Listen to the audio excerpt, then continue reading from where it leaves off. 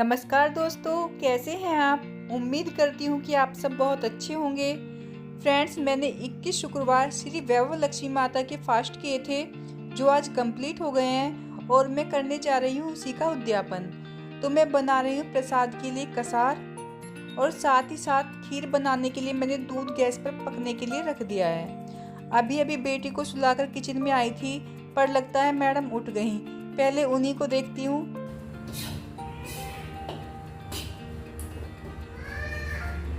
आई बेटा। बात मुझे समझ में नहीं आती, बच्चों को पता कैसे चल जाता है कि आज घर में काम ज़्यादा है। जिस दिन काम ज़्यादा होता है उस दिन की शैतानियाँ और ज़्यादा बढ़ जाती हैं और ना ही वो सोते हैं। अब आप देखिए, मैं 2:15 बजे इसको सुलाकर आई और 2:30 बजे मैडम उठ भी गई।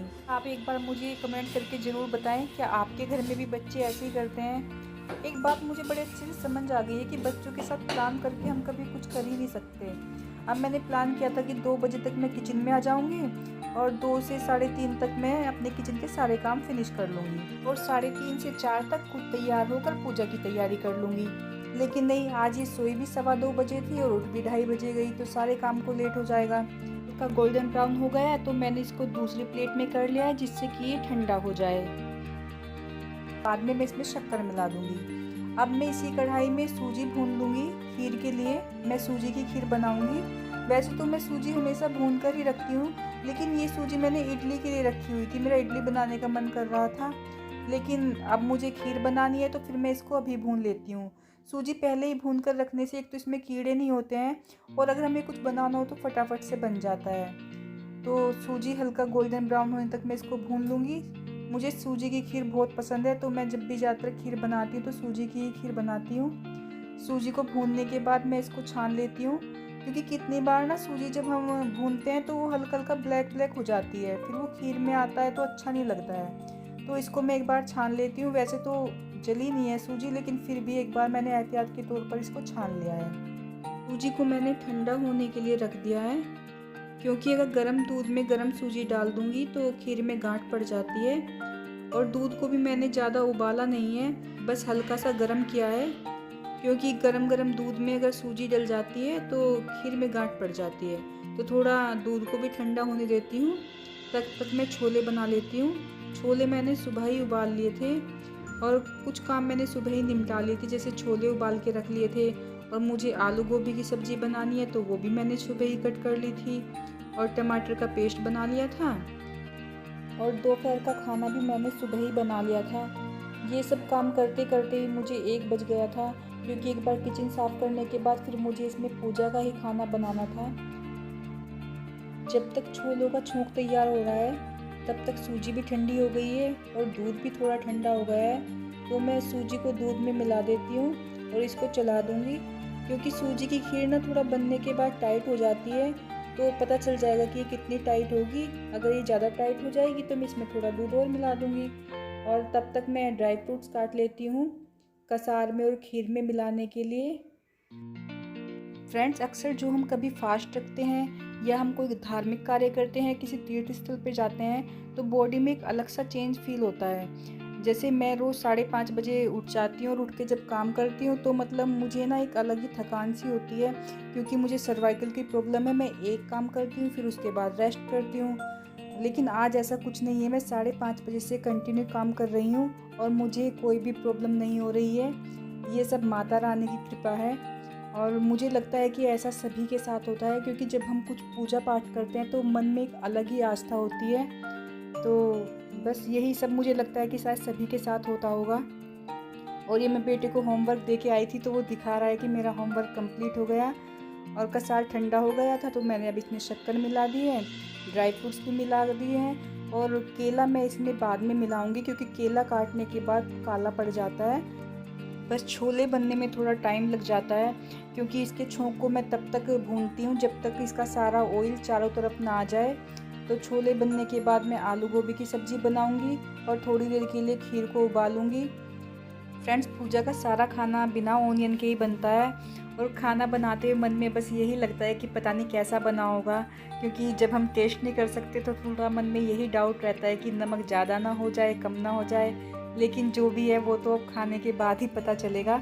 तो छोले मेरे रेडी हो गए हैं, इनको मैं मैं छोंक डाल के थोड़ी देर के लिए एक बार फिर से एक विसिल लगाऊंगी। तो जब तक छोले इसमें पक रहे हैं तो मैं तब तक खीर को पकने के लिए रख देती हूँ।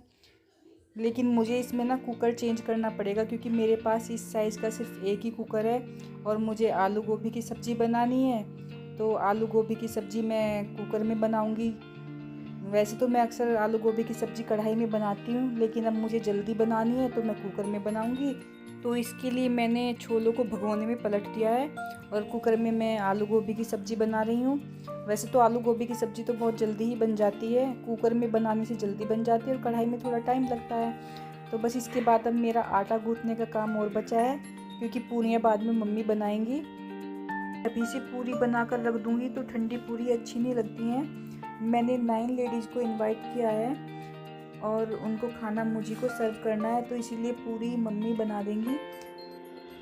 मैंने 5 बजे का टाइम उनको आने के लिए दे रखा है और 4 बज चुके हैं। तो बस मैं फटाफट आटा गूँथ रही हूँ। थोड़ा यही लग रहा है कि बस लेट ना हो जाए। जब भी मैं पूरी के लिए आटा गूँथती हूँ तो मैं इसमें थोड़ा सूजी मिला लेती हूँ, इससे पूरी थोड़ा क्रिस्पी बन जाती हैं। और पूरी के आटे को लगभग आधा घंटा पहले गूँथ के रख लेना चाहिए, उससे आटा सॉफ्ट हो जाता है।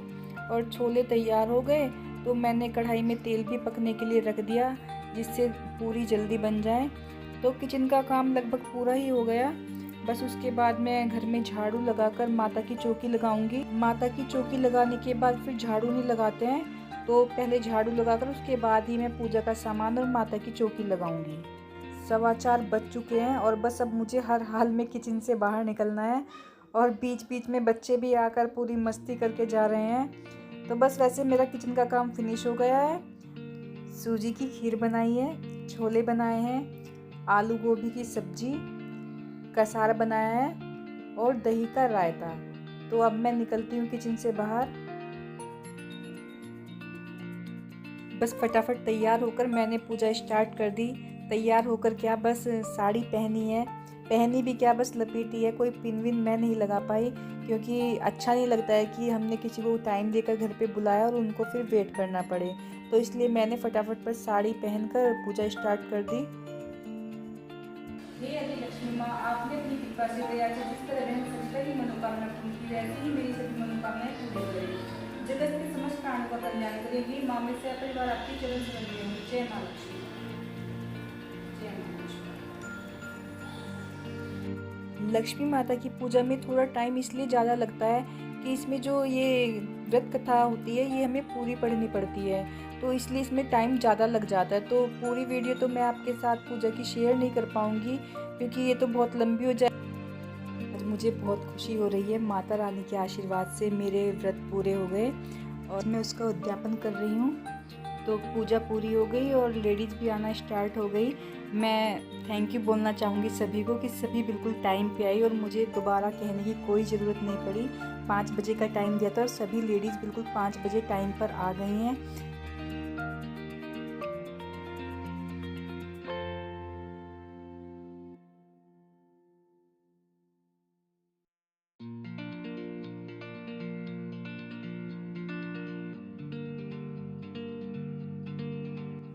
और जैसा कि मैंने आपको दिखाया था, खाना तो मैं पहले ही रेडी कर चुकी हूँ। अब मम्मियाँ बस पूरी बना रही हैं और सभी आ चुके हैं। तो मैं सबसे पहले सबको तिलक लगाऊंगी, उसके बाद ही खाना शुरू होता है।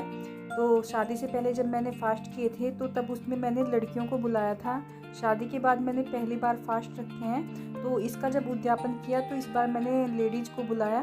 ये अपनी मर्जी होती है कि हमें कितनों को बुलाना है। हम 5, 7, 9, 11, 21 जितना मन करे उतना को बुला सकते हैं, लेकिन मैंने 9 को बुलाया है। तो सबसे पहले टीका करते हैं और टीके के बाद ही खाना शुरू होता है। तो मैं पहले सबका टीका कर देती हूँ, उसके बाद खाना सर्व कर दूँगी।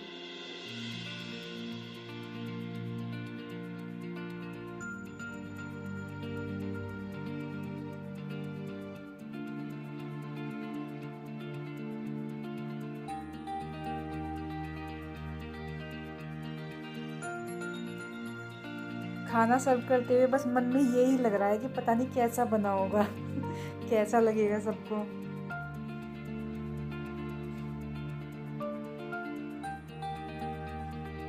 बीच बीच में सबकी अपनी हंसी मजाक भी चल रही है, क्योंकि ये तो पुरानी कहावत है, जहाँ 4 लेडीज़ होंगी तो वहाँ चुप तो रह ही नहीं सकते। और वैसे भी हम तो मिलाकर 11 हो गए, तो पूरी हंसी मजाक और बातचीत चल रही है और बहुत अच्छा लग रहा है।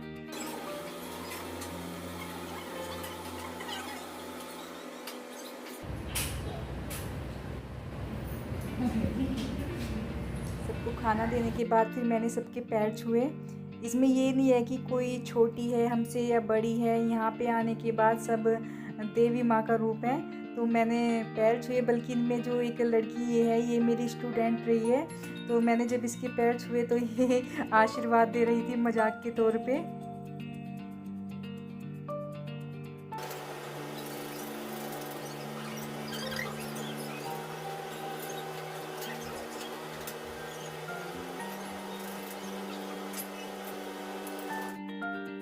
और सारे बच्चे अंदर रूम में मस्ती कर रहे हैं। उनको मैंने टीवी चला के और कुछ टॉयज़ वगैरह दे के अंदर बिठा दिया था, वरना अगर वो बाहर होते तो बस पूरा धमाल मचा देते।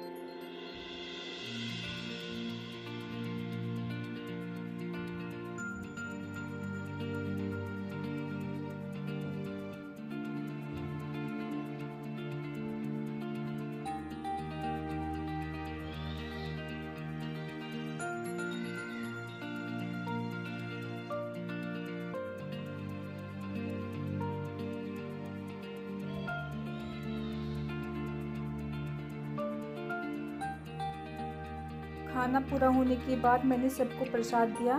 प्रसाद में मैंने केला, कसार, नारियल और श्री वरलक्ष्मी माता के व्रत की किताब दी हैं। इसमें हम प्रसाद में वैसे तो कुछ भी दे सकते हैं, कोई भी फल जो हमारा मन करे, लेकिन जो ज़रूरी होती है वो होती है श्री वरलक्ष्मी माता व्रत कथा की किताबें, क्योंकि जिससे और लोगों को भी ये व्रत करने की प्रेरणा मिल सके।